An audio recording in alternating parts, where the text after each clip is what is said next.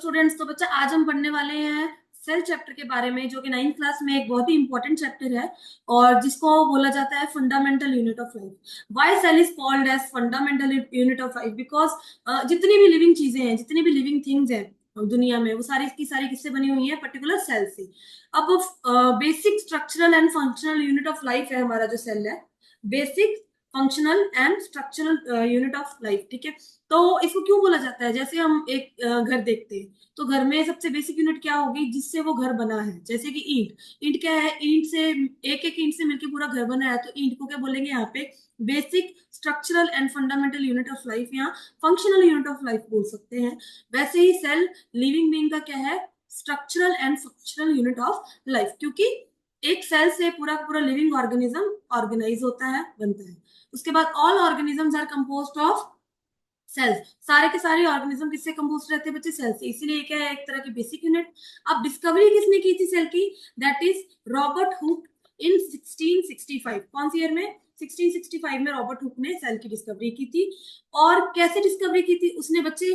Kock होता है, Kock slice. ठीक है, कॉक होता है जो एक लकड़ी का ढक्कन होता है। ठीक है, उस कॉक को काट के स्लाइस लेके उसका, है ना, तो जो कॉक बनता किससे है? बाक से, बाक ऑफ द ट्री। ठीक है, ट्री के आसपास जो बाक प्रेजेंट होती है, जो लकड़ी प्रेजेंट होती है, उससे कॉक बनाया जाता है। उसकी स्लाइस को लेके रॉबर्ट हुक ने क्या किया? उसको माइक्रोस्कोप के अंदर रखा। उसमें रखने के बाद उसने जब उसकी मैग्नीफाइड इमेज देखी, तो उसने उसने देखा कि इसकी जो स्ट्रक्चर है वो कोम्ब लाइक स्ट्रक्चर बन रही है, Honey comb like structure. Honey comb का मतलब जैसे मधुमक्खी का छत्ता होता है। ठीक है, तो वैसी स्ट्रक्चर बन रही थी इसकी। वैसी स्ट्रक्चर में उसने देखा कि छोटे छोटे कंपार्टमेंट्स बन रखे हैं। उस स्ट्रक्चर में क्या हो रखा है? छोटे छोटे कंपार्टमेंट्स बन रखे हैं। तो उन कंपार्टमेंट में से एक लिटिल कंपार्टमेंट को उसने क्या बोल दिया? सेल। क्या नाम दिया? सेल। ठीक है, यहां तक हमने पढ़ लिया कि कैसे डिस्कवरी हुई है। अब जो रॉबर्ट हुक था उसने कौन सा सेल डिस्कवर किया था? डेड सेल बच्चे। ठीक है, तो क्योंकि कॉक स्लाइस में डेड सेल प्रेजेंट रहे थे, है ना। बाक में भी कौन से होते हैं? डेड सेल होते हैं प्लांट के। लेकिन जो लाइफ सेल की डिस्कवरी की थी वो किसने की थी? Antonie van Leeuwenhoek. किसने? Antonie van Leeuwenhoek. ठीक है, इन 1674। 1674 में डिस्कवर्ड लाइफ सेल किया था जिसने? किसने? Antonie van Leeuwenhoek. ठीक है, इसके बाद सबसे पहले रॉबर्ट हुक आया, उसने डेड सेल की डिस्कवरी की। देन एंटोनी वॉन ल्यूइन हुक आया, तो उसने लाइव सेल की डिस्कवरी की इन 1674। रॉबर्ट हुक ने 1665 में की थी। उसके बाद बच्चे दो और साइंटिस्ट आए। ठीक है, सबसे पहले एक साइंटिस्ट आया, उन्होंने, देखो, दो और साइंटिस्ट आए जिन्होंने सेल थ्योरी दी। क्या दी? Cell theory. अब सेल थ्योरी में से सबसे पहला साइंटिस्ट आया था, वो एक साल पहले आया, जिसका नाम था स्क्लीडन। ठीक है, स्क्लीडन था, वो एक साल पहले आया था।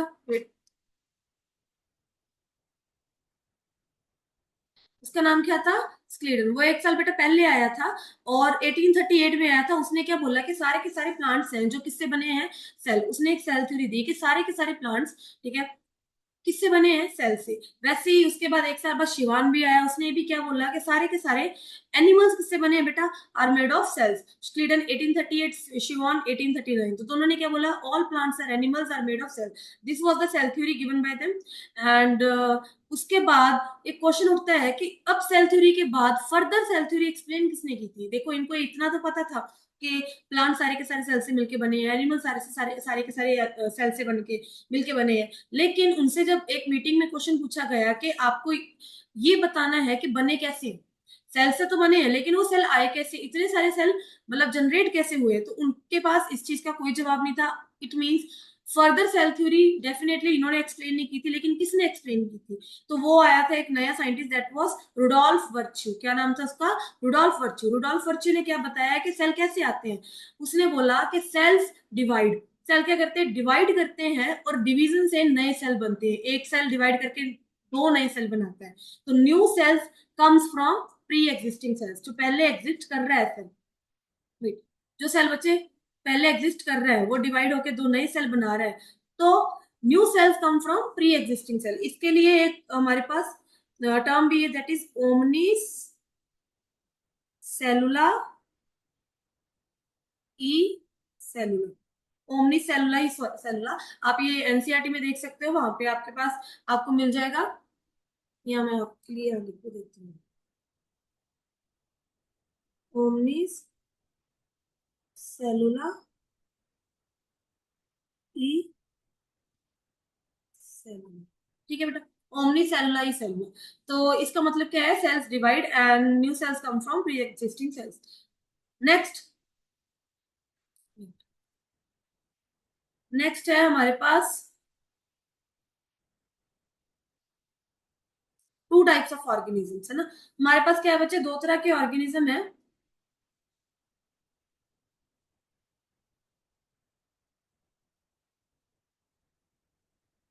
पहली बात तो यहाँ पे ऑर्गेनिज्म नहीं लिखना था, सेल लिखना था, ठीक है। ऑर्गेनिज्म की जगह टू टाइप्स ऑफ सेल, ठीक है, टू टाइप्स ऑफ सेल लिखना था। Now we will read about the types of cell.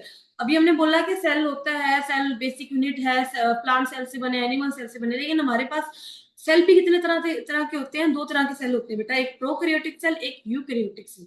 अब सिंपल सी बात ऐसी याद रखनी है कि जो प्रोकैरियोटिक सेल है वो बहुत ही प्रिमिटिव सेल्स है, पहले वाले पुराने सेल्स हैं जो अभी तक डेवलपमेंट में आए नहीं है। और यूकैरियोटिक सेल वो सेल है जो एडवांस्ड सेल है, जिनमें बहुत सारी डेवलपमेंट हो चुकी है और जो सर्वाइवल जिनका रेट ज्यादा है, ठीक है, जो ज्यादा अच्छे से सर्वाइव कर सकते हैं, जो ज्यादा एडवांस्ड एनिमल्स या प्लांट्स में पाए जाते हैं। प्रोकैरियोटिक सेल जो बहुत ही ज्यादा प्रिमिटिव सेल्स है, ठीक है।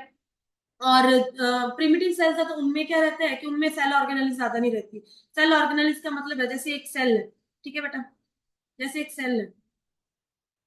अब सेल में क्या रहता है, सेल ऑर्गेनली, सेल के बहुत सारे छोटे छोटे पार्ट्स रहते हैं। तो प्रोकैरियोटिक सेल में ज्यादा सेल ऑर्गेनलिस प्रेजेंट नहीं रहती, लेकिन यूकैरियोटिक सेल में बहुत सारी सेल ऑर्गेनलिस प्रेजेंट रहती है। आपको इतना भी याद रखना पड़ेगा कि एक सेल क्या कंटेन करता है, सेंटर में न्यूक्लियस क्या कंटेन करता है, न्यूक्लियस कंटेन करता है। अब प्रोकैरियोटिक सेल में बेटा किसी भी न्यूक्लियस की कोई मेम्ब्रेन नहीं होती, लेकिन यूकैरियोटिक सेल में न्यूक्लियस कंटेन्स मेम्ब्रेन, न्यूक्लियस के पास क्या होता है, मेम्ब्रेन प्रेजेंट होती है, ठीक है। वहीं पे सेल ऑर्गेनेलिस की बात की जाए तो प्रोकैरियोटिक सेल में जितनी भी सेल ऑर्गेनेलिस है उनके पास मेम्ब्रेन नहीं है, लेकिन यूकैरियोटिक सेल में हर सेल ऑर्गेनेलिस के पास अपनी अपनी एक मेम्ब्रेन है, ठीक है। और इसमें जो प्रोकैरियोटिक सेल है इसका साइज क्या रहता है, स्मॉल रहता है as compare to eukaryotic cell. Eukaryotic cell में साइज क्या रहेगा, लार्ज साइज रहेगा as compare to prokaryotic cell. Prokaryotic cell में बेटा हम एग्जांपल लें तो हमारे पास एग्जांपल आ सकते हैं बैक्टीरिया, ठीक है, बैक्टीरिया भी क्या है, एक तरह का प्रोकैरियोटिक सेल, छोटा सेल है। और उसी साइड अगर हम बोले यूकैरियोटिक सेल में तो एग्जांपल्स क्या आएंगी, plants, animals, fungi and protista, ठीक है। Plants, animal, fungi and protista they all contain eukaryotic cell, advanced cell. लेकिन जो नॉन एडवांस्ड अनएडवांस्ड सेल है, ठीक है, जो बहुत ही प्रिमिटिव सेल है, दैट इज बैक्टीरिया, बैक्टीरिया के पास वो सेल्स प्रेजेंट रहते हैं, इसीलिए बैक्टीरिया हर सिचुएशन में सर्वाइव नहीं कर सकते, बहुत ही रेयर कंडीशंस होती है जिनमें वो सर्वाइव कर सकते हैं, अगर उनका एनवायरमेंट चेंज कर दिया जाए तो सर्वाइव नहीं कर पाएंगे, ठीक है, पॉसिबल ही नहीं है उनके लिए। अब दो तरह के हमें ऑर्गेनिज्म मिलते हैं, एक होते हैं यूनिसेलुलर, एक होते हैं मल्टीसेलुलर। यूनिसेलुलर मतलब बच्चे जो सिर्फ एक ही सेल से बने हुए हैं, और मल्टीसेलुलर का मतलब है जो एक से ज्यादा सेल से ऑर्गेनिज्म फॉर्म्ड है, ठीक है। यूनिसेलुलर में डेफिनेटली एक सेल है और मल्टीसेलुलर में मेनी सेल्स है। वैसे ही यूनिसेलुलर एक ही सेल है तो सिंपल स्ट्रक्चर है, ज्यादा सेल है तो कॉम्प्लेक्स स्ट्रक्चर रहेगी। और एक ही सेल है तो सेलुलर लेवल तक की वो ऑर्गेनिज्म एग्जिस्ट करता है। और अगर ज्यादा सेल है, सेलुलर लेवल से ज्यादा बड़ा ऑर्गेनाइजेशन होता है, लाइक टिश्यू लेवल तक भी जा सकता है, क्योंकि काफी सारे सेल को मिला के क्या बनता है, टिश्यू। और काफी सारे टिश्यूज को मिला के क्या बनता है, ऑर्गन सिस्टम, सॉरी ऑर्गन्स बनते हैं, ठीक है, ऑर्गन्स बनते हैं, ऑर्गन लेवल जाएगा तो काफी सारे ऑर्गन्स को मिला के क्या बनता है, ऑर्गन सिस्टम बनता है, ठीक है, ऑर्गन सिस्टम बनेगा। इसीलिए हम क्या बोल सकते हैं कि वो सिर्फ सेल लेवल तक है, ये टिश्यू, ऑर्गन, ऑर्गन सिस्टम सारे लेवल तक है, ऑर्गेनाइजेशन तक है, ठीक है। इसके बाद यूनिसेलुलर के एग्जांपल देखें तो बहुत सारे एग्जांपल्स है, अमीबा हमारे पास यूनिसेलुलर है, बैक्टीरिया है, क्लामाइडोमोनास है, यूग्लिना, ये सारे क्या है हमारे पास, यूनिसेलुलर ऑर्गेनिजम्स। इसके बाद मल्टीसेलुलर में हमें पता ही है, जैसे एल्गी हो गए, फंजाई हो गए, plants, animals, these are all multicellular. Clear, is that clear बच्चा? Next we have a diagram of eukaryotic cell and prokaryotic cell. Here we can see that in eukaryotic cell we have a proper membrane for nucleus, proper membrane for every cell organelle. These are the cell organelles, ठीक है, around nucleus present है। यहाँ पे अगर हम देखें prokaryotic cell में बेटा, यहाँ पे सारा का सारा न्यूक्लियर मटेरियल ऐसे प्रेजेंट है, न्यूक्लियर मटेरियल प्रेजेंट है, लेकिन they don't have any kind of cell membrane, that's why this is not called nucleus, this will be called nucleoid. क्या बोलेंगे इसको, न्यूक्लियोइड बोलेंगे बेटा, ठीक है, this will be called nuclear, क्योंकि न्यूक्लियस वो है जिसके पास मेम्ब्रेन है, सारा जेनेटिक मटेरियल एक मेम्ब्रेन के साथ घिरा हुआ है, दैट इज न्यूक्लियस। लेकिन यहाँ पे जो जेनेटिक मटेरियल है ऐसे ही पड़ा हुआ है without any membrane, that's why this will be called nucleoid, ठीक है। और राइबोसोम्स क्या रहते हैं, राइबोसोम्स एक तरह की सेल ऑर्गेनल है जो दोनों में प्रेजेंट रहती है, न्यूक्लियस में भी एंड न्यूक्लियाइड में भी प्रेजेंट रहती है, ठीक है। और प्रोकैरियोट्स क्या रहते हैं कि इनके पास फ्लैजेला प्रेजेंट रहता है बेटा, और ये पिलाइस प्रेजेंट रहती है। पिलाइस क्या करती है, इनको अटैचमेंट में हेल्प करती है, कहीं भी इनको अटैच होना है तो पिलाइस उस चीज में हेल्प करती है। सेकंड, फ्लैजेला मूवमेंट में हेल्प करता है इनको, क्लियर है, ठीक है। ये जो सेल है इसके प्रॉपर एक मेम्ब्रेन है, सेल मेम्ब्रेन, इसके बाहर के मेम्ब्रेन को क्या बोला जाता है, सेल मेम्ब्रेन, ठीक है। और यूकैरियोटिक में जितने भी सेल ऑर्गेनेलिज्म उनके पास क्या रहता है, मेम्ब्रेन प्रेजेंट है, लेकिन प्रोकैरियोटिक में ना तो ज्यादा सेल ऑर्गेनेलिज्म अगर है तो उनकी मेम्ब्रेन नहीं है। नेक्स्ट, यहाँ पे बच्चे हम सेल स्ट्रक्चर के बारे में पढ़ेंगे। बेसिक सेल स्ट्रक्चर में क्या क्या चीजें बेसिकली पाई जाती हैं। सबसे पहले साइटोप्लाज्म, ठीक है। साइटोप्लाज्म में बीच में न्यूक्लियस, साइड में सारा ये क्या है, साइटोप्लाज्म, सारा सारा क्या है, साइटोप्लाज्म, बीच में न्यूक्लियस, अराउंड अपने बाहर की तरफ क्या है, cell membrane, this is cell membrane, बीच में न्यूक्लियस और साइड में सेल, साइटोप्लाज्म क्या आएगा, this is cytoplasm. Cell structure में तीन चीजें मेन आ रही हैं, ठीक है। Cytoplasm, nucleus and plasma membrane, cytoplasm, nucleus and plasma membrane. Plasma membrane जो हमारे सेल की बाउंड्री है, दैट इज प्लाज्मा मेम्ब्रेन, इसको प्लाज्मा मेम्ब्रेन बोलेंगे, ठीक है बेटा। अब तीन बेसिक कंपोनेंट्स है जो साइटोप्लाज्म है, वो किससे मिलके बना है, एक तो फ्लूइड कंटेंट हो गया जो सेल में वो, और साथ में सेल ऑर्गेनलीज, ठीक है। जितना न्यूक्लियस है बेटा आसपास, ये सारा फ्लूइड और साथ में सेल ऑर्गेनलीज प्रेजेंट है, इन सबको मिला के क्या बनता है, हमारा साइटोप्लाज्म, क्लियर है। These are the three basic components. इसके बाद सबसे पहले बात करेंगे हम अबाउट सेल मेम्ब्रेन, ठीक है।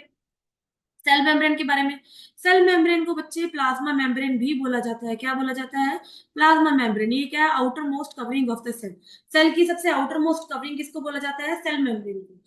सेल मेम्ब्रेन बच्चे फ्लेक्सिबल होती है, ठीक है। फ्लेक्सिबल क्यों होती है, क्योंकि ये किससे बनी हुई है, लिपिड्स एंड प्रोटीन से। सेल मेम्ब्रेन स्ट्रक्चर में क्या आएगा, लिपिड्स एंड प्रोटीन्स, और इसको क्या बोला जाता है, सिलेक्टिवली परमिएबल मेम्ब्रेन भी बोला जाता है, क्योंकि ये क्या करती है, अलाउ और permit the entry and exit of some materials in and out of the cell. Cell से मटेरियल्स को अंदर और बाहर जाने के लिए एंट्री भी देती है, ठीक है, एंट्री भी देती है, एग्जिट भी करवाती है, इनको परमिशन देती है एंटर करने के लिए, एग्जिट करने के लिए, ठीक है। सेल से अंदर जाने के लिए, सेल से बाहर जाने के लिए, इससे पूछ के जाते हैं, सेलेक्ट करके मटेरियल्स को अंदर जाने देती है, सिलेक्ट करके ही बाहर जाने देती है, that's why this is also known as selectively permeable membrane, ठीक है।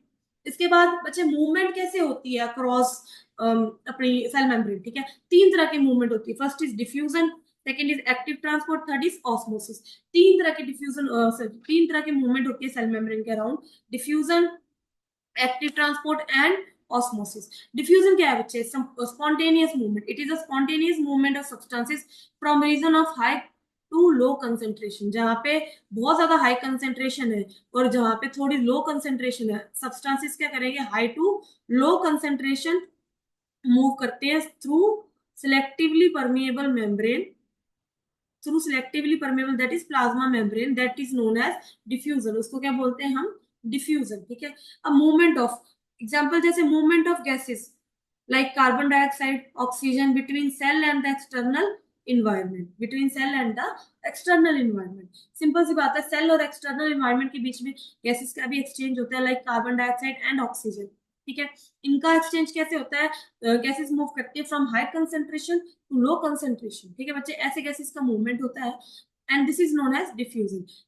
सेम ऑस्मोसिस भी ऑलमोस्ट सेम प्रोसेस है, लेकिन किसके बारे में है, वाटर के बारे में बात की गई है, और कौन से लेयर के अराउंड, सिलेक्टिवली परमिएबल मेम्ब्रेन से मूवमेंट होता है। Movement of water from high concentration to low concentration through selectively permeable membrane, that is known as osmosis. Movement of, देख, movement obeys law of diffusion, किसका law follow करती है, diffusion का, वही high concentration to low concentration, लेकिन किसके बारे में बात हो रही है, वाटर मॉलिक्यूल्स के बारे में, ठीक है, through selectively permeable membrane, that is known as osmosis. अब इसकी एग्जांपल देखी जाए तो जैसे जब प्लांट्स में रूट्स होते हैं, ठीक है, प्लांट में रूट्स होते हैं, रूट्स क्या करते हैं, सॉइल से, जैसे हम सॉइल में पानी डालते हैं तो सॉइल से वो क्या करेंगे, वाटर का एब्जॉर्प्शन करेंगे।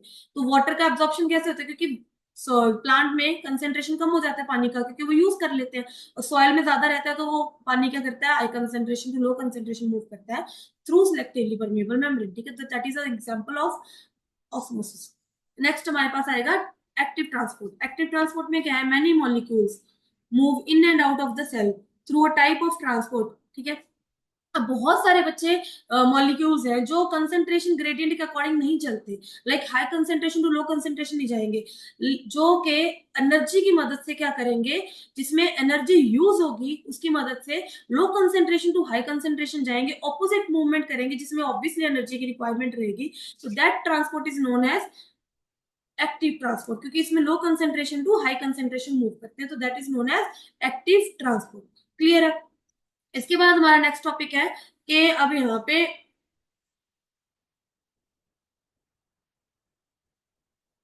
हम पढ़ेंगे मूवमेंट कैसे होती है सब्सटेंसेस की अकॉर्डिंग टू डिफरेंट मीडियम्स। अब डिफरेंट डिफरेंट मीडियम है बेटा, हमने बोला high concentration to low concentration substances move होती हैं, ठीक है। अगर हाइपोटोनिक सोल्यूशन है हमारे पास, एक हाइपोटोनिक सोल्यूशन, कहने का मतलब हाइपोटोनिक का मतलब, हाइपोटोनिक सोल्यूशन, हाइपोटोनिक का मतलब सेल एक ऐसे सोल्यूशन में रखा जाए, सेल एक ऐसी सोल्यूशन में रखा जाए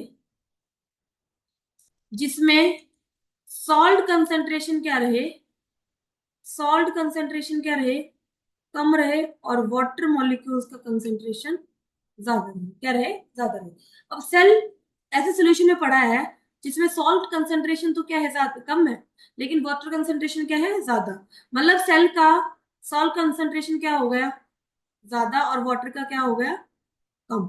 अब यहां से देखा जाए तो हाई टू लो मूव करना है, तो सॉल्ट किस तरफ मूव करेगा बेटा, from cell to hypotonic, from cell to the solution. अब ये जो सोल्यूशन है जो सेल के आसपास पड़ा है जिसमें सॉल्ट सॉल्ट कंसेंट्रेशन कम रहेगी, that solution will be known as hypotonic solution. क्या बोलेंगे, हाइपोटोनिक सोल्यूशन, ठीक है। और यहाँ पे सॉल्ट सेल में ज्यादा है तो मूवमेंट करेगा टुवर्ड्स वाटर, और वाटर सेल में कम है तो सोल्यूशन से मूवमेंट करेगा टुवर्ड्स सेल। तो सेल क्या कर जाएगा बेटा, इसमें स्वेल कर जाएगा, पानी भरता रहेगा सेल में, तो सेल क्या कर जाएगा, यहाँ पे स्वेल कर जाएगा इन हाइपोटोनिक सोल्यूशन, इन हाइपोटोनिक सोल्यूशन। वैसे ही हाइपोटोनिक की बात करें तो हाइपोटोनिक में क्या रहता है कि सॉल्ट की कंसंट्रेशन ज्यादा रहेगी और वाटर की कम रहेगी, ठीक है बेटा। वहां वैसे ही सेल में क्या रहेगा, सॉल्ट की कंसंट्रेशन कम रहेगी, वाटर की ज्यादा रहेगी, तो ये सोल्यूशन क्या कहलाएगा,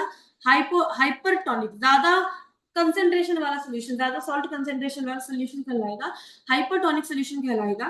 तो यहाँ पे भी क्या होगा कि सॉल्ट की कंसंट्रेशन पानी में ज्यादा है तो किस में जाएगी, सेल में, और सेल में वाटर कंसंट्रेशन ज्यादा है तो बाहर पानी, बाहर के सोल्यूशन में वाटर मूव करेगा, तो इसमें क्या हो जाएगा, हाइपरटोनिक सोल्यूशन में सेल क्या कर जाएगा, श्रिंक कर जाएगा, बिल्कुल ऐसे सिकुड़ जाएगा। जैसे आपने देखा हो कि आपके घर में क्या होता है बेटा, कई बार जैसे आपकी सब्जी में नमक ज्यादा डल जाए तो मम्मियों को देखा होगा, या तो वो आलू काट के डाल देती हैं सब्जी में, या वो आटे का पेड़ा बना के डाल देंगे कच्चे आटे का, ठीक है। क्यों डालते हैं, क्योंकि वो क्या करता है, वो सारा का सारा जो आलू होता है वो क्या करेगा, आपकी जो जितना भी सॉल्ट है, सॉल्ट का कंसेंट्रेशन डेफिनेटली सब्जी में ज्यादा है तो सॉल्ट को क्या कर लेगा, एब्जॉर्ब कर लेगा, और साथ में सॉल्ट को एब्जॉर्ब करने से क्या होगा, सॉल्ट कंसेंट्रेशन क्या हो जाती है, उसमें सब्जी में कम रह जाएगी, क्योंकि आपके आलू में कम थी, सब्जी में ज्यादा थी, तो आलू से, सॉरी, सब्जी से आलू में ट्रांसफर होगा, क्योंकि high to low concentration salt move करेगा, आलू में जो होगा बेटा अपना सॉल्ट कंसेंट्रेशन बढ़ जाएगा, और आलू से जो भी वाटर का कंसेंट्रेशन होगा वो रिमूव हो जाएगा, और आप देखना पोटैटो श्रिंक हो जाएगा, उसमें क्या हो जाएगा, श्रिंक हो जाएगा। आप ये एक्सपेरिमेंट करके भी देख सकते हो घर पे। और अगर हम आइसोटोनिक सोल्यूशन की बात करें तो आइसोटोनिक का मतलब होता है सेम, तो दोनों तरफ सेम कंसेंट्रेशन रहेगी तो कोई भी मूवमेंट नहीं होती है, ठीक है।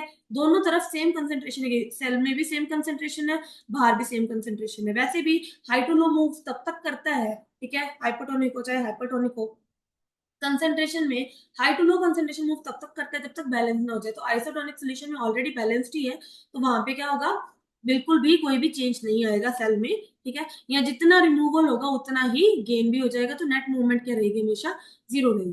क्लियर है। यहाँ पे हम देखेंगे फंक्शंस ऑफ सेल मेम्ब्रेन। अब बच्चे सेल मेम्ब्रेन हमने क्या बोला था, बहुत ही ज्यादा फ्लेक्सिबल होती है, ठीक है। फ्लेक्सिबल होने के कारण ये क्या कर सकती है, ये फोल्डेबल मेम्ब्रेन, ठीक है, प्रोटीन्स एंड लिपिड से बनी है, फोल्डेबल मेम्ब्रेन है, लाइक अमीबा में जो मेम्ब्रेन प्रेजेंट होती है तो वो क्या होती है, बहुत ही फोल्डेबल होती है। कहने का मतलब अमीबा में अगर एग्जांपल देखें सेल मेम्ब्रेन की, अमीबा क्या कर सकते हैं बच्चे, अपनी सेल मेम्ब्रेन से सीडोपोडिया बना सकते हैं। सीडोपोडिया का मतलब है कि नकली हाथ बनाना, ठीक है। ऐसे मेम्ब्रेन निकल के सीडोपोडिया बना सकते हैं, नकली हाथ बना सकते हैं, ठीक है। इतनी ज्यादा ये फोल्डेबल मेम्ब्रेन है, इतनी ज्यादा मोल्डिंग मेम्ब्रेन है कि इसके फंक्शन क्या रहते हैं, एंडोसाइटोसिस एंड एक्सोसाइटोसिस। एंडोसाइटोसिस का मतलब है द फ्लेक्सिबिलिटी ऑफ, एंडोसाइटोसिस का मतलब है the flexibility of cell membrane also enables the cell to engulf food and other materials from its environment. Amoeba acquires its food through such process. क्या कर सकते हैं कि ऐसे अपने आप को फोल्ड कर सकते हैं कि बाहर से किसी भी तरह के फूड को एनगल्फ कर सकते हैं, मतलब खाना, निगलना, निगल सकते हैं ना। ऐसी इनमें स्पेशलिटी होती है सेल मेम्ब्रेन में, उसको बोलते हैं एंडोसाइटोसिस, फूड को एनगल्फ करना, ठीक है, with the help of flexibility of cell membrane, that is known as endocytosis। और अमीबा इस तरह का प्रोसेस को परफॉर्म करता है। नेक्स्ट है हमारे पास एक्सोसाइटोसिस। एक्सोसाइटोसिस क्या है, in this cellular and molecular vesicles are transported to the cell membrane and it is a process of moving material out from the cell, the undigested waste is expelled।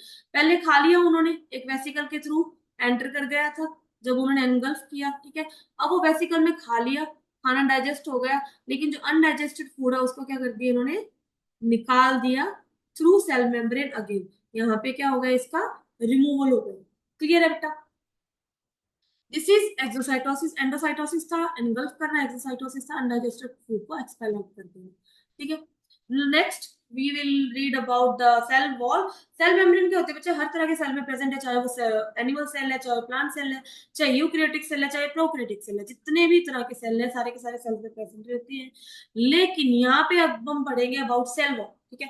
Cell wall क्या रहती है, जैसे ये cell membrane, cell membrane cell है, इसके आसपास एक और मेम्ब्रेन रहती है जिसको बोलते हैं सेल वॉल। क्या बोलेंगे, सेल वॉल। लेकिन ये सेल वॉल एनिमल्स में प्रेजेंट नहीं रहती, और किन में प्रेजेंट रहती है, बैक्टीरिया, फंजाई एंड प्लांट्स। किन किन में प्रेजेंट रहती है, bacteria, fungi and plant. Cell membrane तो बच्चे सारे में ही है।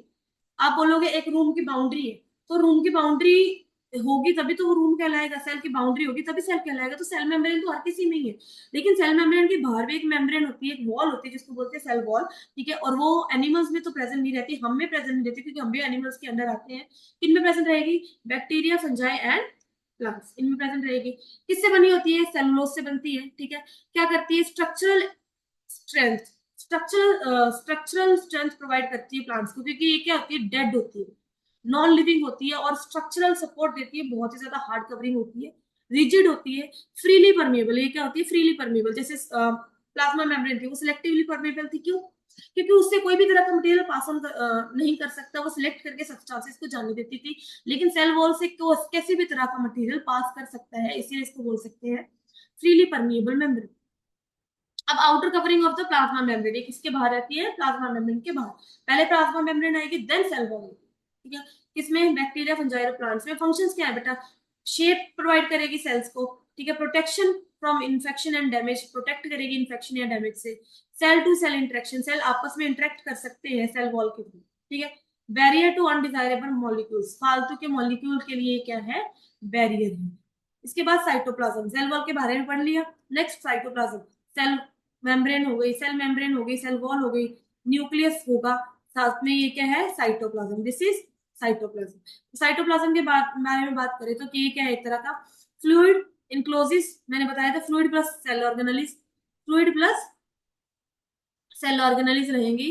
और fluid inclusions within cell membrane comprised of water, enzyme, salt and various cell organelles। क्या कुछ होता है इसमें, साइटोप्लाज्म में फ्लूइड होता है एक तरह का, ठीक है, जिसमें एंजाइम्स होते हैं, वाटर होता है, सॉल्ट कंटेंट होता है, और बहुत सारी क्या होती है, सेल ऑर्गेनेलीज प्रेजेंट होती है, जिसके बारे में हम नेक्स्ट पढ़ेंगे कौन कौन सी सेल ऑर्गेनेली प्रेजेंट रहेगी, ठीक है। कौन सी प्लांट सेल में रहेगी, कौन सी एनिमल सेल में रहेगी, तो हर तरह के सेल ऑर्गेनेली को भी हम यहाँ पे डिस्कस करने वाले हैं। The cytoplasm is responsible for holding components of cell and protects from damage। cytoplasm क्या करता है, it is responsible for holding components of cell, सारे के सारे सेल components को होल्ड करके रखता है और डैमेज से बचाता है। responsible for giving cells its shape, definitely सारा का सारा सेल को भरना ही इसने है, तो शेप भी क्या कौन प्रोवाइड करेगा, हमारा साइटोप्लाज्म ही करेगा। Clear.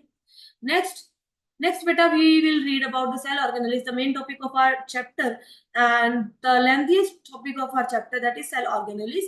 And first of all, we will start from nucleus. है ना? Nucleus is also a kind of cell organelle, but it is the main component, main, or we can say that father of the cell, और जैसे जो order देते हैं, cell को order देते हैं, सेल से काम करवाते हैं, ठीक है, वो जो मेन कंपोनेंट रहता है वो कौन रहता है? न्यूक्लियस।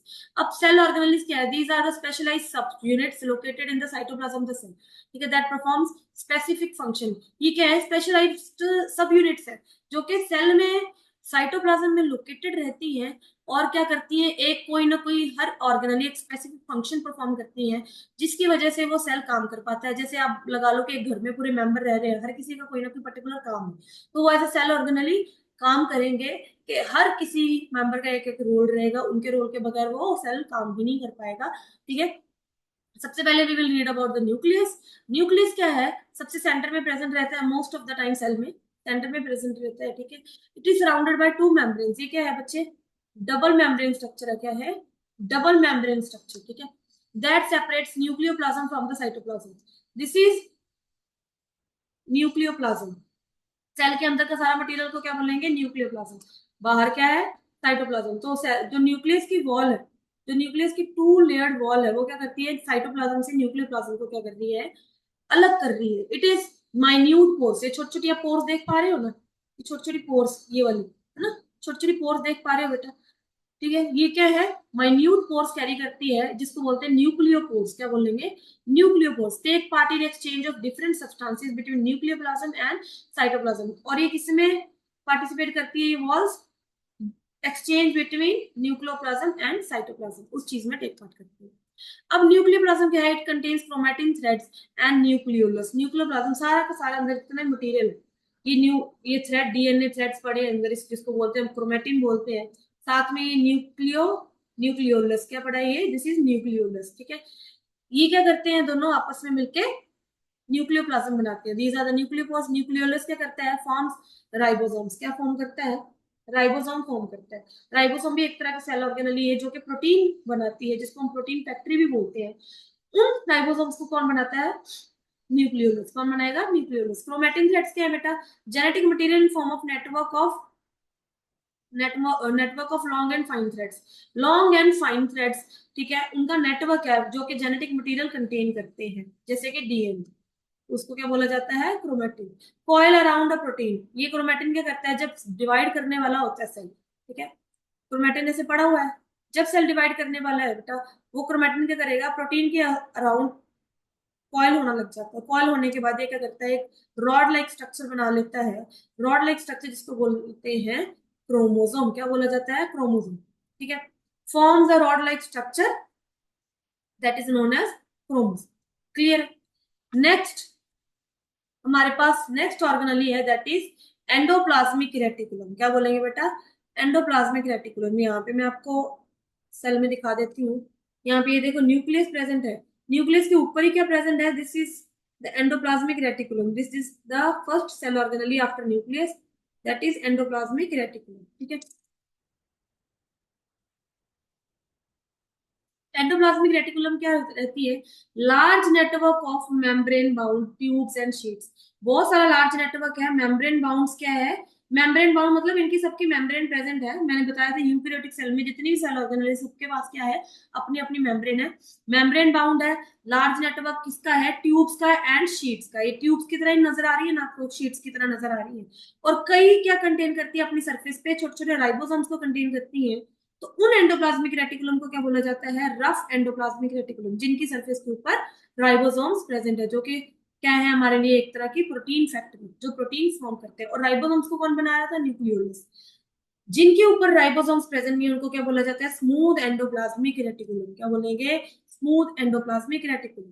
अब अच्छा, स्मूथ एंडोप्लाज्मिक रेटिकुलम क्या है? इनके पास राइबोसोम्स नहीं है इनकी सरफेस पे, लेकिन आरईआर के पास राइबोसोम्स है। स्मूथ का फंक्शन क्या है? Synthesis and transport of protein. ये भी क्या करते हैं? सॉरी, उल्टा हो गया। स्मूथ मसल यहाँ पे, स्मूथ मसल और इन दोनों का फंक्शन क्या हो गया?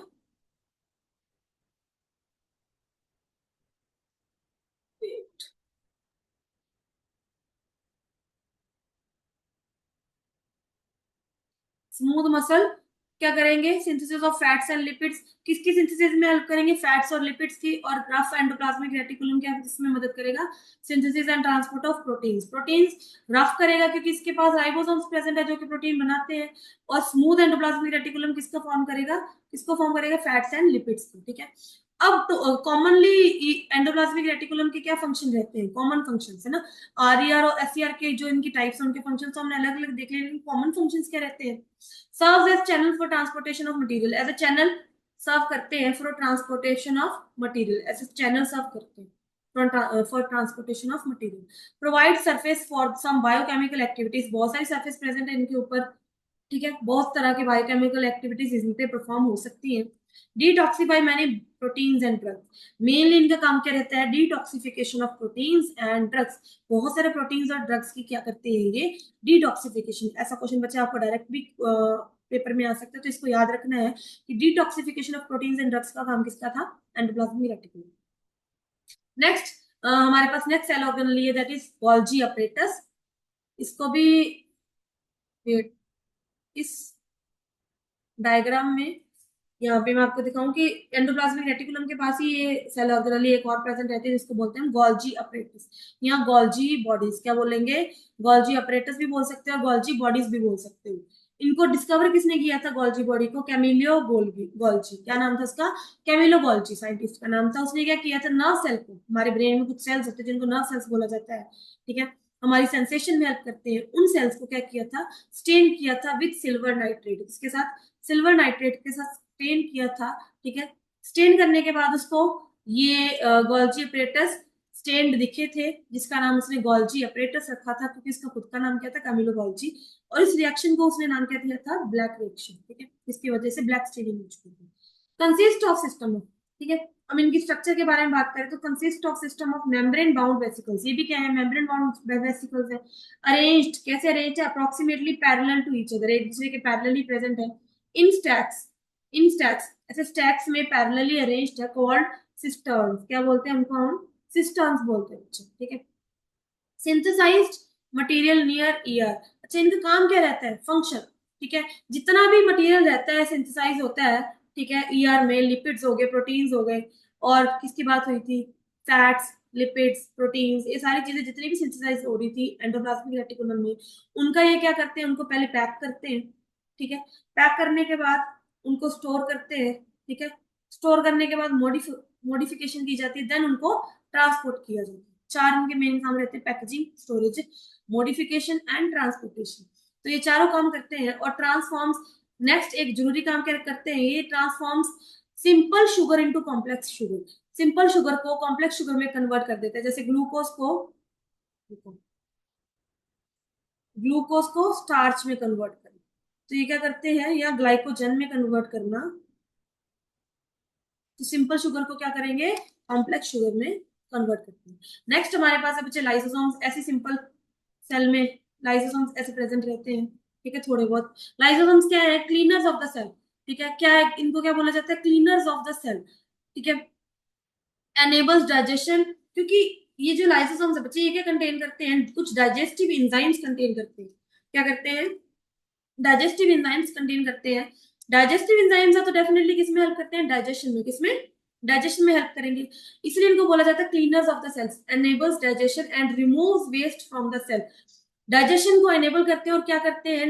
वेस्ट को रिमूव करते हैं सेल से। जितना वेस्ट है उसको डाइजेस्ट कर लेते हैं, और इसीलिए इनको बोला जाता है क्लीनर्स ऑफ द सेल। इनको बनाता कौन है? RER, that is rough endoplasmic reticulum. ठीक है। रफ एंडोप्लाज्मिक रेटिकुलम बनाते हैं किनको? Digestive enzymes. ये जो डाइजेस्टिव एंजाइम्स प्रेजेंट है ना, डाइजेस्टिव एंजाइम्स बच्चे बने किसके होते हैं? प्रोटीन। किसके बने होते हैं? प्रोटीन के। और इनको बनाता कौन है? डाइजेस्टिव एंजाइम्स को रफ एंडोप्लाज्मिक रेटिकुलम। ठीक है। अब मेम्ब्रेन बाउंड डेफिनेटली जितनी भी सेल ऑर्गेनेलिज्म सारी के सारी क्या है? Membrane bound. During starvation it digest store food contents and supply energy to cell. जब भी सेल के पास एनर्जी नहीं पहुंचती, माइटोकॉन्ड्रिया प्रॉपर काम नहीं कर रहे, अब उस टाइम इसको क्या चाहिए? एनर्जी चाहिए। ठीक है। या माइटोकॉन्ड्रिया के पास ग्लूकोज नहीं पहुंच रही, एनर्जी लाने के लिए सब ये क्या करते हैं ड्यूरिंग स्टारवेशन, जब भूख लग रही हो सेल को, तो ये डाइजेस्ट करते हैं, स्टोर्ड फूड मटेरियल जो भी स्टोर्ड पड़ा होता है उसको डाइजेस्ट करने में हेल्प करते हैं एंड सप्लाई करते हैं एनर्जी टू द सेल, ठीक है। इनको क्या बोला जाता है, also called as suicidal bags, क्या बोला जाता है, सुसाइडल बैग्स भी बोला जाता है। क्यों? क्योंकि जब भी किसी सेल में कभी भी डिस्टर्बेंस क्रिएट होती है, डिस्टर्बेंस मतलब सेल अभी डैमेज हो चुका है, तो सेल डैमेज हो चुका है मतलब एक तरह से ऐसा वेस्ट सेल बॉडी में पड़ा हुआ है, तो ये क्या करेंगे, बर्स्ट हो जाएंगे, बर्स्ट होने के बाद सारे के सारे डाइजेस्टिव एंजाइम्स पूरे सेल में फैल जाते हैं, फैलने के बाद जितने भी डैमेज्ड कंटेंट्स है सेल के, या जितना भी सेल है उसको सबको क्या कर लेंगे, ये डाइजेस्ट कर लेते हैं, ठीक है। ठीक है, जब भी किसी भी मेटाबॉलिज्म में डिस्टर्बेंस आती है, सेल बर्स्ट हो जाएंगे, ठीक है, लाइसोसोम्स बर्स्ट हो जाएंगे और क्या करेंगे, सेल को, डैमेज्ड सेल को डाइजेस्ट कर लेंगे, ठीक है। That's why they are also known as suicidal bags of the cell. Next है बच्चे हमारे पास नेक्स्ट सेल ऑर्गेनेलिस। अभी तक हमने तीन सेल ऑर्गेनेलिस पढ़ ली हुई है न्यूक्लियस के अलावा, न्यूक्लियस तो सब में प्रेजेंट ही रहता है। उसके बाद हमने पढ़ा है बेटा endoplasmic reticulum, then Golgi apparatus, then हमने लाइसोसोम्स के बारे में पढ़ा है।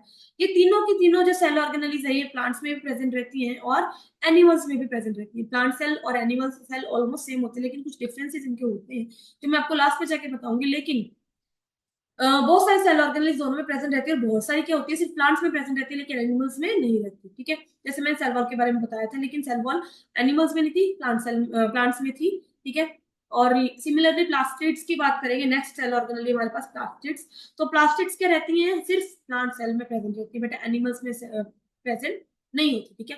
प्लास्टिड्स, प्ला से याद रखना, सिर्फ प्लांट्स में प्रेजेंट रहती है। और प्लास्टिड्स तीन तरह की होती है, कितने तरह की होती है, तीन तरह की प्लास्टिड्स होती है। प्लास्टिड्स क्या होती है बच्चे, तीन तरह की होती है। सबसे पहले ये क्या है, डबल मेम्ब्रेन स्ट्रक्चर, क्या है, डबल मेम्ब्रेन, दो मेम्ब्रेन्स प्रेजेंट होती है न्यूक्लियस की तरह, प्लास्टिड्स के पास भी दो तरह की मेम्ब्रेन होती है, ठीक है। और ये सिर्फ प्लांट सेल में प्रेजेंट रहती है, और इनके पास अपना डीएनए और राइबोसोम्स भी प्रेजेंट रहती है। ये सेल से डीएनए नहीं लेती, सेल का डीएनए नहीं यूज करती, खुद का इनका डीएनए प्रेजेंट होता है, खुद के ही राइबोसोम्स प्रेजेंट रहती है। इसीलिए खुद का डीएनए है, खुद से काम करती है आधे काम, ठीक है, खुद से प्रोटीन बनाती है, तो इसलिए इनको बोला जाता है सेमी ऑटोनोमस ऑर्गेनेली। क्या बोला जाता है, सेमी ऑटोनोमस ऑर्गेनेली, खुद के काम खुद करना, ठीक है। स्फेरिकल होती है, स्फेरिकल भी हो सकती है ऐसे राउंड शेप,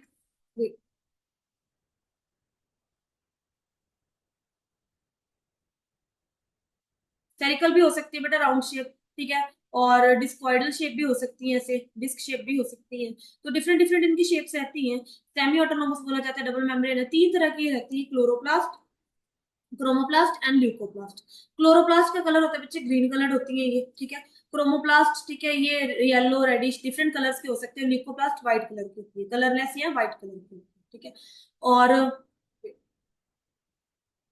जो क्लोरोप्लास्ट है, ये इसके पास बच्चे क्या कंटेन करती है, ये क्लोरोफिल पिगमेंट कंटेन करती है, जो कि ग्रीन कलर का पिगमेंट होता है, that is chlorophyll pigment, chloroplast. इसीलिए क्लोरोफिल किस में हेल्प करता है, फोटोसिंथेसिस में, इसलिए this is the site of photosynthesis, chloroplast are the site of photosynthesis. वैसे ही क्रोमोप्लास्ट की बात करें तो डिफरेंट कलर्स की होती है, ठीक है।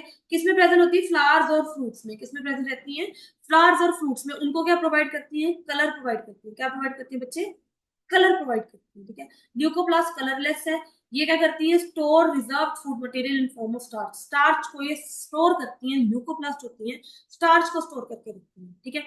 क्लोरोप्लास्ट की अगर हम यहाँ पे सबसे इंपॉर्टेंट हमारे पास जो टॉपिक है दैट इज क्लोरोप्लास्ट, क्रोमोप्लास्ट और ल्यूकोप्लास्ट के बारे में आपको यही बताना है। क्रोमोप्लास्ट कलरफुल होती है, फ्रूट्स और फ्लावर्स में प्रेजेंट रहती है, उनको कलर प्रोवाइड करती है। और ल्यूकोप्लास्ट कलरलेस होती है और ये क्या करती है, फूड को स्टोर करती है इन फॉर्म ऑफ स्टार्च। वहीं पे हम क्लोरोप्लास्ट की बात करें तो उनमें क्लोरोफिल पिगमेंट प्रेजेंट होता है, ग्रीन कलर का पिगमेंट है जो कि फोटोसिंथेसिस में हेल्प करवाता है। That's why chloroplast are known as site of photosynthesis. और इनकी अगर स्ट्रक्चर की बात करें तो ये डबल मेम्ब्रेन तो होती है, क्योंकि प्लास्टिड डबल मेम्ब्रेन है, डिस्क शेप्ड है। बीच में बचे इनके सिक्कों की तरह छोटे छोटे सिक्के आपस में एक दूसरे के ऊपर स्टैक्ड पड़े होते हैं, ठीक है, स्टैक्ड होते हैं, उसको बोला जाता है, देखो एक सिंगल सिक्के को बोलेंगे थाइलाकॉइड, क्या बोलेंगे, थाइलाकॉइड। बहुत सारे सिक्के एक दूसरे के ऊपर पड़े हैं तो दैट इज ग्रेना। एक बिल्डिंग बना लेंगे, उस बिल्डिंग को क्या बोलेंगे हम, ग्रेना। सारी की सारी बिल्डिंग्स एक साथ, उनको क्या बोला जाता है, ग्रेनम। अच्छा, एक बिल्डिंग को बोलेंगे ग्रेनम, एक बिल्डिंग को बोलेंगे ग्रेनम, और बहुत सारी बिल्डिंग्स को साथ में क्या बोला जाता है, ग्रेनम, क्या बोला जाता है, ग्रेनम, ठीक है। इन बिल्डिंग्स को आपस में जो कनेक्ट कर रहे हैं दैट इज लैमेले, क्या बोलेंगे, लैमेले, ठीक है। दो मेम्ब्रेन है, इनर मेम्ब्रेन और आउटर मेम्ब्रेन। और थाइलाकॉइड्स क्या कंटेन करते हैं, छोटे छोटे छोटे पिगमेंट रहते हैं इन सिकों के ऊपर, this is known as chlorophyll, green colour pigment, this is chlorophyll. Contains, contain membrane lined flatten sacs, membrane lined flatten sacs contain करते हैं, जिसको बोला जाता है थाइलाकॉइड। क्या बोलेंगे हम, थाइलाकॉइड, ठीक है। अब थाइलाकॉइड क्या है, contains chlorophyll on the surface, बताया मैंने, ठीक है। मैट्रिक्स ऑफ, अच्छा, अब थाइलाकॉइड्स क्या है बच्चे, are stacked upon each other forms granum, एक दूसरे के ऊपर स्टैक्ड रहते हैं ऐसे, क्या फॉर्म करते हैं, ग्रेनम, ठीक है। अब all granums are collectively called as grana, क्या बोलते हैं कलेक्टिवली, उनको ग्रेना बोलते हैं। और matrix of the chloroplast, matrix of chloroplast, matrix मतलब जितना भी इसके बाहर का ये जो दाल टाइप स्ट्रक्चर है, जितना भी फ्लूइड, जितना भी खाली जगह है, ये मैट्रिक्स, इसको बोला जाता है matrix of the chloroplast, that is known as stroma. क्या बोलेंगे उसको, स्ट्रोमा, क्लोरोप्लास्ट के मैट्रिक्स को स्ट्रोमा बोलेंगे। स्ट्रोमा क्या होता है, कलरलेस होता है, राइबोसोम्स है, उसके पास डीएनए है, एंजाइम्स भी, आयंस भी हैं, प्रोटीन्स भी हैं, बहुत सारी चीजें प्रेजेंट रहती हैं, इसीलिए इसको बोला जाता है सेमी ऑटोनोमस ऑर्गेनिज्म। नेक्स्ट है बच्चे हमारे पास,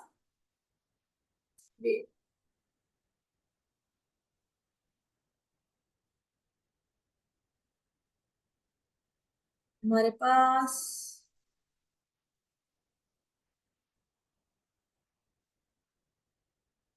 एक चीज रह गई,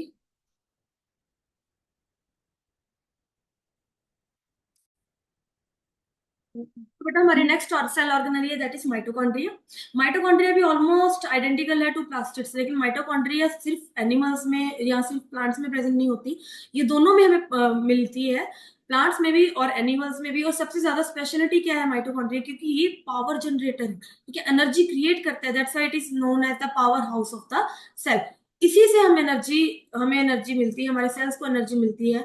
माइटोकॉन्ड्रिया के अंदर आके ही ग्लूकोज से ये सेल, ग्लूकोज से ये क्या करता है, एनर्जी क्रिएट करता है, ठीक है, एटीपी की फॉर्म में ये प्रोड्यूस करता है एनर्जी, ठीक है, जिसको बोला जाता है power house of the cell. और ये जो एटीपी है जिसकी फॉर्म में एनर्जी बनाता है, ठीक है, it is known as the energy currency of the cell. Energy currency of the cell मतलब कि एटीपी, एटीपी से ही एनर्जी ली जाती है, सेल एनर्जी एटीपी से ही गेन करता है, that's why it is known as the energy currency of the cell. और उस एटीपी को प्रोड्यूस करने का काम कौन करता है, mitochondria, that is known as the power house of the cell, ठीक है। अब माइटोकॉन्ड्रिया भी क्या है, इसकी भी प्लास्टिड्स की तरह क्या है बच्चे, डबल मेम्ब्रेन है, दो मेम्ब्रेन है, ये भी अपना खुद का डीएनए कंटेन करता है, खुद के राइबोसोम्स है, इसलिए इसको भी क्या बोला जाता है, सेमी ऑटोनोमस सेल ऑर्गेनली। क्या बोला जाता है, सेमी ऑटोनोमस सेल ऑर्गेनली, ठीक है। इनर मेम्ब्रेन, जो इनर मेम्ब्रेन है इसकी अंदर वाली मेम्ब्रेन, वो क्या है, डीपली फोल्डेड मेम्ब्रेन, ऐसे डीप अंदर की तरफ folded, deeply folded membrane. Finger like projection, जिसके क्या रहती है, डीपली फोल्डेड और फिंगर लाइक प्रोजेक्शन ऐसे रहती हैं, ठीक है।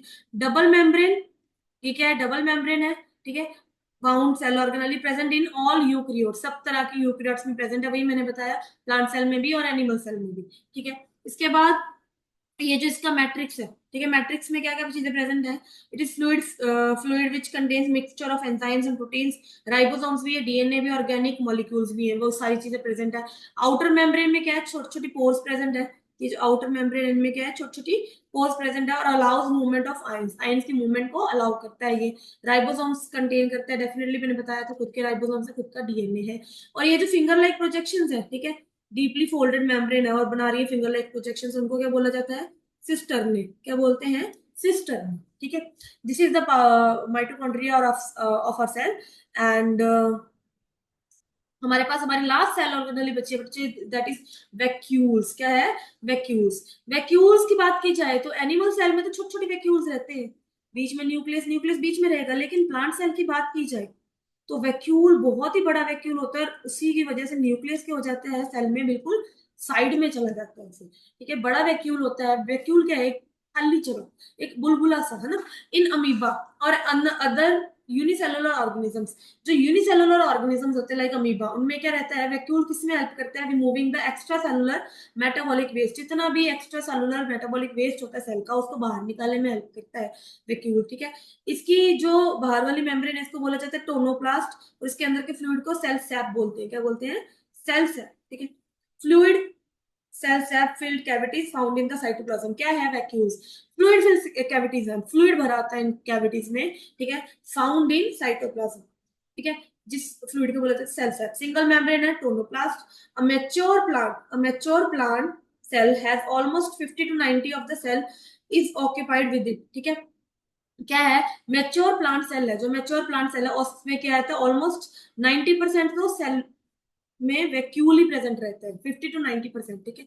50 to 90% ऑक्युपाइड रहता है। बट इन एनिमल्स, पर एनिमल्स में क्या रहता है, cells the vacuole animal cells the vacuoles are इधर स्मॉलर और साइज और एब्सेंट, या तो छोटे साइज में रहेंगे या एब्सेंट रहेंगे एनिमल सेल में, लेकिन प्लांट सेल में बड़े होते हैं, 50 to 90% स्पेस कवर कर लेते हैं।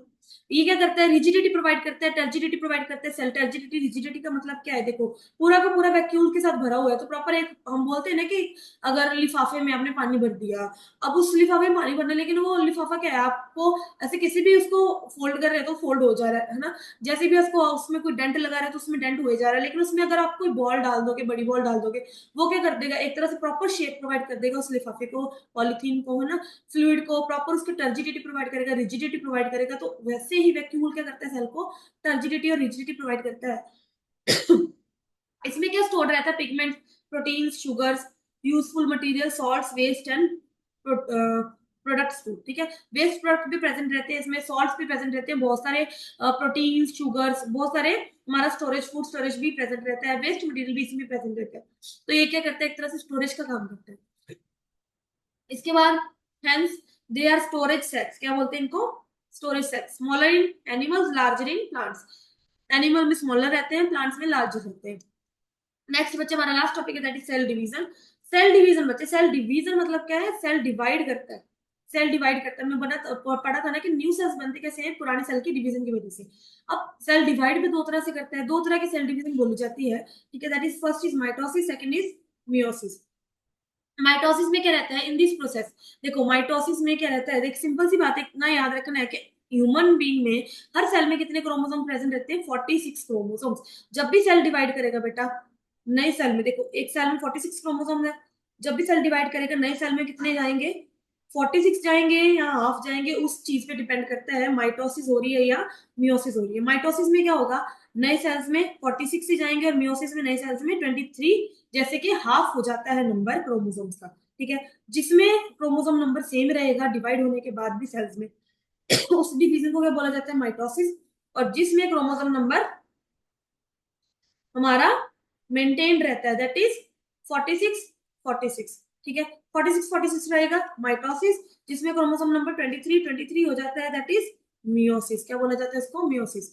और माइटोसिस में एक ही तरह की डिवीजन होती है, एक बार ही सेल डिवाइड करता है, लेकिन मियोसिस में चार बार सेल, दो बार सेल डिवाइड, दो कॉन्जिक्यूटिव डिवीजन होती है इसकी, क्या होती है, दो कॉन्जिक्यूटिव कंटिन्यूस टू डिवीजन होती है। इसीलिए माइटोसिस में क्या बच्चा बनता है, two daughter cells, two identical daughter cells बनते हैं with same number of chromosomes. लेकिन मियोसिस में क्या होता है, हाफ नंबर ऑफ क्रोमोसोम के साथ, ठीक है, फोर न्यू सेल्स बनते हैं, कितने, four new cells, half number of chromosomes के साथ। माइटोसिस क्या है, it occurs during growth and repair of cells, during replacement of old cells. Same cells आने हैं, तो ग्रोथ के टाइम भी हम जब ग्रो करते हैं या कोई इंजरी हो जाती है वहां पे नए सेल्स आने, तो वो पिछले वाले सेल की तरह ही आएंगे ना, तभी तो कोई पर्सन नॉर्मल लगेगा। या रिप्लेसमेंट करनी हो पुराने सेल्स की, तो सेम सेल्स ही आगे आने चाहिए, तभी कोई पर्सन है वो नॉर्मल लगेगा। तो माइटोसिस में क्या रहता है कि ग्रोथ के टाइम, रिपेयर के टाइम, रिप्लेसमेंट के टाइम ओल्ड सेल्स की, तब माइटोसिस परफॉर्म होती है। और मियोसिस कब होती है, जब गैमीट फॉर्मेशन होनी होती है, उस टाइम मियोसिस परफॉर्म होती है, ड्यूरिंग गैमीट फॉर्मेशन। क्योंकि गैमीट्स में क्या रहता है, हाफ नंबर ऑफ क्रोमोसोम रहेगा, लाइक स्पर्म है, स्पर्म में हाफ, ओवम में हाफ, और दोनों जाके जब आपस में फ्यूज करेंगे तो दोबारा वो सेम नंबर मेंटेन हो जाएगा, दैट इज 46 क्रोमोसोम्स। क्लियर है। अब बच्चे, यहाँ तक हमारा जो चैप्टर था सेल का वो खत्म हो चुका है। अगर आप इन टॉपिक्स को और ज्यादा डिटेल में पढ़ना चाहते हो, तो मेरे ही आप चैनल में जाके वहां पे सेल चैप्टर के डिफरेंट डिफरेंट टॉपिक्स के बारे में एक अलग अलग से वीडियो बनी हुई है, हर टॉपिक पे अलग वीडियो बन रखी है, तो वहां पे आप जाके डिटेल में उन चीजों को पढ़ भी सकते हो। अगर आपको रिवीजन नहीं करनी, ज्यादा डिटेल में इन चीजों को समझना है, तो आप मेरे लेक्चर में जाके वहां जाके भी मेरी प्लेलिस्ट बना रखी है स्पेशल, तो उसमें जाके आप इनके बारे में पढ़ सकते हो। या आपको किसी डायग्राम के बारे में पढ़ना है, कैसे उसको बनाना है, कैसे नहीं बनाना, उसके लिए भी मैंने बहुत सारी रील्स वहां पे अपलोड कर रखी है, तो वहां पे आप जाके देख सकते हो कैसे डायग्राम को ड्रॉ करना है, वहां से आप सीख सकते हो, ठीक है। और इसके अलावा बच्चे इसमें कैसे कैसे क्वेश्चन आ सकते हैं, या उस क्वेश्चंस या कुछ क्वेश्चंस करके हम थोड़ी और अच्छे से रिवीजन परफॉर्म कर सकते हैं। उसके लिए मैंने आपके लिए थोड़े बहुत यहाँ पे क्वेश्चंस रखे हुए हैं, ठीक है। सबसे पहला क्वेश्चन क्या है, plasma membrane. Plasma membrane is made up of which two components, कौन कौन से दो कंपोनेंट से बनी होती है बेटा plasma membrane? That is made up of lipids and proteins. What is hypotonic solution? A solution having solute concentration lower than that of cell sap is known as hypotonic solution. Solute concentration मतलब जो salt का concentration है वो बाहर वाले fluid में कम रहेगा और सेल में ज्यादा रहेगा सॉल्ट का, ठीक है। दैट बाहर वाला सोल्यूशन तो क्या कहलाएगा, हाइपोटोनिक सोल्यूशन। सेल वॉल किससे बनी हुई है, सेलुलोज से, ठीक है। अब example of unicellular, amoeba, bacteria, paramecium, ये एग्जांपल्स रहेंगे।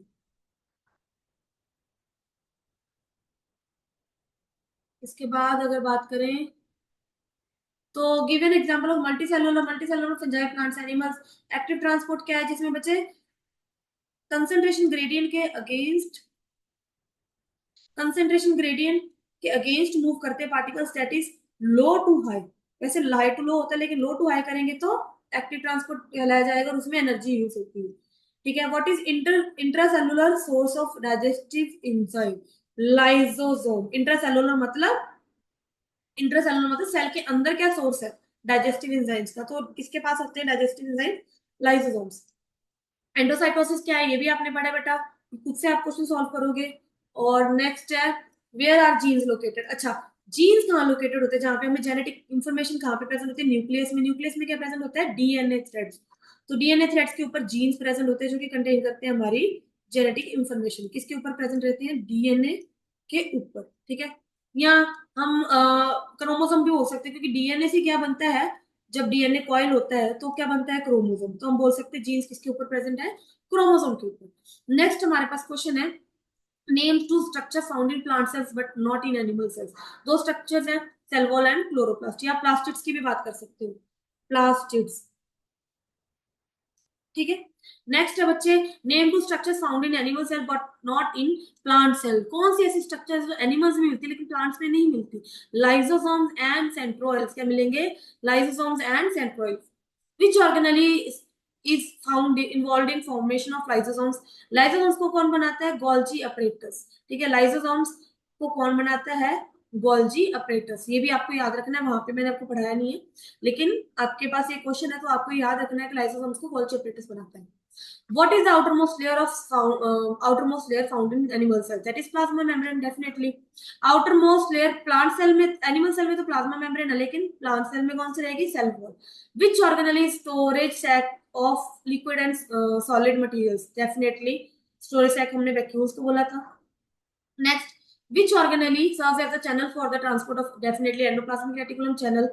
माइक्रोस्कोप, माइक्रोस्कोप क्या है, इज एन ऑप्टिकल इंस्ट्रूमेंट है। ऑप्टिकल इंस्ट्रूमेंट का consist of lens, lens present होता है उसमें, बहुत सारे लेंसेज प्रेजेंट होते हैं, ठीक है, जिसमें वो माइन्यूट पार्टिकल्स को भी विजिबल कर सकते हैं, ठीक है। क्या कर सकता है माइक्रोस्कोप, माइन्यूट पार्टिकल्स को भी विजिबल कर सकते हैं। इसके बाद नेक्स्ट हमारे पास बेटा क्वेश्चन है, Which cell organelle is associated with ribosome formation? Nucleolus। कौन बनाता है राइबोसोम का, nucleolus. What are chromosomes made up of? Chromosomes बने थे डीएनए एंड प्रोटीन्स, बताया था। प्लाज्मोलिसिस क्या है, अच्छा प्लाज्मोलिसिस क्या है, shrinkage of cytoplasm due to water loss. जब वाटर लॉस होता है बेटा प्लांट सेल में से, ठीक है, हाइपरटोनिक सोल्यूशन में जब इसको रखते हैं और वाटर लॉस होता है, श्रिंक हो जाता है सेल, तो उसको बोलते हैं प्लाज्मोलिसिस। ये भी आपको बड़ी याद रखना है। न्यूक्लियर क्या है, प्रोकैरियोटिक सेल्स में न्यूक्लियस के अराउंड सेल मेम्ब्रेन नहीं होते तो उसको क्या बोला जाता है, nucleoid, nuclear region. Which organelle other than nucleus contains DNA, mitochondria and plastids. यहाँ प्लाज्मिड्स लिखा है लेकिन आप इसको कर सकते हो